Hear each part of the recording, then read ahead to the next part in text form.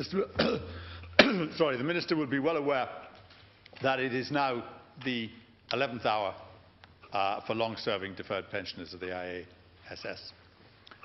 And he has a unique opportunity, I suggest, at this stage, to pull the fat out of the fire. Could he give us a pledge that in the event of a sale of Aer Lingus, that he will ring-fence enough money, and there will be plenty of money over for which the government has not allocated yet, to compensate these deferred pensioners in equal compensatory proportion to the actives? Thank you, Deputy Minister. Thank you, and I want to thank the Deputy for his question. I have to make it clear again to the Dáil, as I've done on a number of occasions, that the IASS and its funding is a matter for trustees, the companies participating in the scheme members and the Pensions Authority. The Deputy will be aware that the trustee proposal, which was approved by the Pensions Authority and implemented on the 31st of December 2014, includes a contribution by Aer Lingus and DAA totalling over €260 million, which includes €60 million for deferred members. The IASS trustee has confirmed that the measures being implemented are in the overall best interests of the members of the IASS as a whole and are fully compliant with national and EU law. To have not taken the course that I did would have meant going against the explicit recommendations of those charged with managing this fund. It would have taken the largest pension fund in the country into uncharted territory with many risks, including the risk of the winding up of the scheme.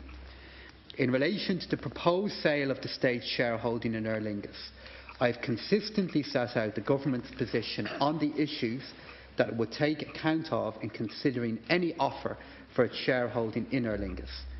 In addition to price, the other issues that will be examined include connectivity to and from Ireland, including direct transatlantic services and connectivity via Heathrow, competition in the air transport market, jobs in Irish aviation and the Aer Lingus brand.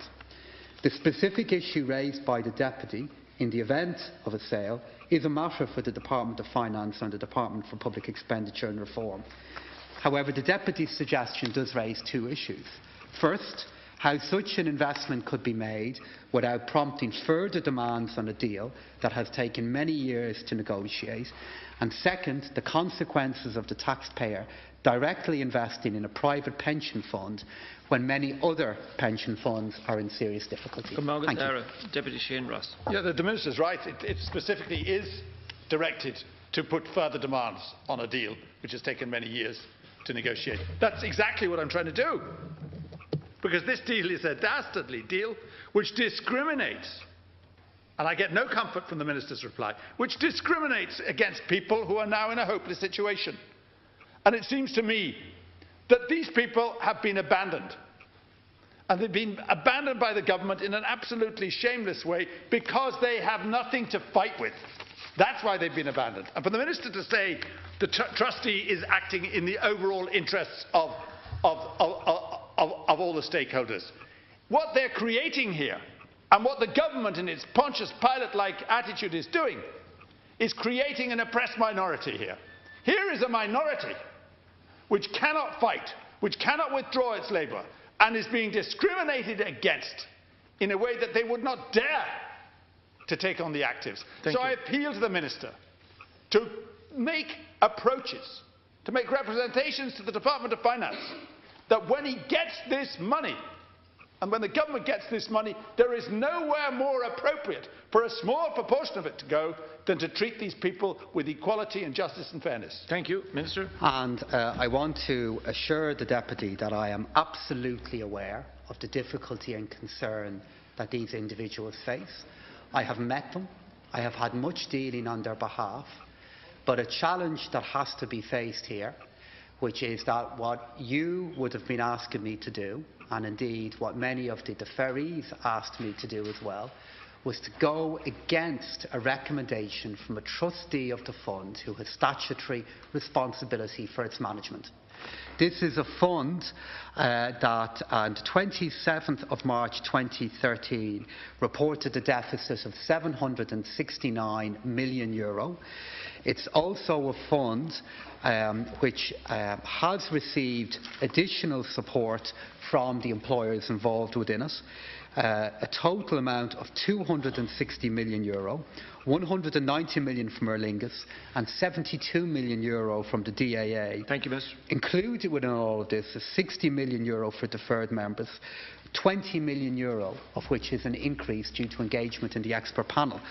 And I'd also appreciate if the Deputy could clarify his own position in relation to this matter, because I understood on the 2nd of February 2015 in an article that you wrote here that you were recommending that the state should not sell its stake in Aer Lingus. Thank you. So you asserted here the state should not sell its stake, and now you're standing up here in the Dáil and asking that I do sell the stake to deal with this matter. Thank you. Deputy Shane Ross. The Minister is being quite frankly ridiculous. That's a trivial point. I'm saying in the event of it being sold that the money should go to these people. That's an absurd point, Minister. And you yourself, of course, are particularly compromised on this issue because so many people are in your constituency that it's very difficult for you to make objective judgments on a matter of that sort because so many voters are there, which will obviously influence your decision. What the Minister should be aware of is this. There are now being issued, at the moment, and have been issued, particularly strident documents by various bodies to the employees, from the trustee, I think it's coming, saying, oh no, from the companies, saying pay up, sign a waiver now, or else your pensions will actually go up in smoke. It's asking them to remove their rights, their legal rights to sue or to take action in the future, and putting pressure on people who are already pressurised to give up rights which they should have and legal rights which they should have in the future. Thank you. The Minister really isn't being fair on these people. These people have been treated extraordinarily badly. The money will be there. Thank you, Deputy. The money will be there, and the Minister should say, yes, I'm just finishing. Yes, I agree with him. I'm asking him to contradict the trustee. Precisely that. But to act in the just and fair interests of people who served the nation well. And last count caller, if I had contradicted the trustee, Deputy Ross would be in the Dáil the next day accusing me of taking action that went against the recommendation of a trustee on the largest pension fund in the country. And I mean, I'm very struck by the way the Deputy described my motives in relation to all of this. He's inferring that he himself is completely insulated from any electoral concerns or issues that be raised with people. And it's not in any way ridiculous to point out that the Deputy has been absolutely inconsistent in the point that he is making. In one statement you say you're against the sale of Aer Lingus, and in the next statement here in this Dáil you're standing up to me saying it should be sold to deal with this matter. This is a very vexed issue. This is a very vexed issue, and I'm going to conclude this point. Deputy Ross is standing up here, and Deputy Ross is trying to play both sides of this game in the statement that it is making. Thank you. And this is a statement in relation to a pension fund that has a deficit of over €760 million, out of which a further contribution of €260 million has been made to deal with this matter. Thank you. All points that Deputy Ross has not acknowledged in any way in his contribution. I absolutely understand the concern and worry that many of these people face. My challenge would have been to take any other course of action, would have deepened that worry and caused greater concern for even more people. Thank you. We have to move on now. Deputy Timmy.